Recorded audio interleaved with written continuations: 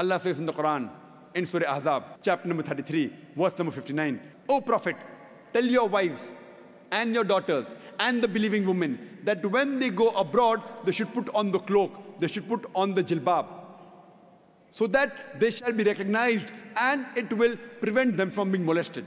Quran says hijab has been prescribed for the women so that they shall be recognized and it will prevent them from being molested. I'd like to ask you a question. Let's suppose two twin sisters who are very beautiful, who are equally beautiful, if they are walking down the streets of Dubai, walking down along the Corniche, and if one twin sister, she is wearing the Islamic hijab, the complete body covered, except the face and the hands up to the wrist, and the other twin sister, she is wearing the Western clothes, the mini skirts or shorts.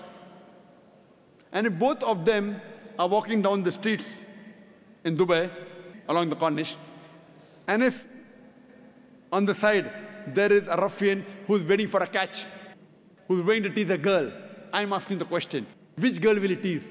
Will he tease the girl wearing the Islamic hijab, or will he tease the girl wearing the Western clothes, the mini skirts or short? Which girl will he tease? Which girl? But natural, the girl wearing the Western clothes, the mini skirts or short. If you're inviting, then you'll receive. Quran rightly says that hijab has been prescribed to prevent the women from being molested.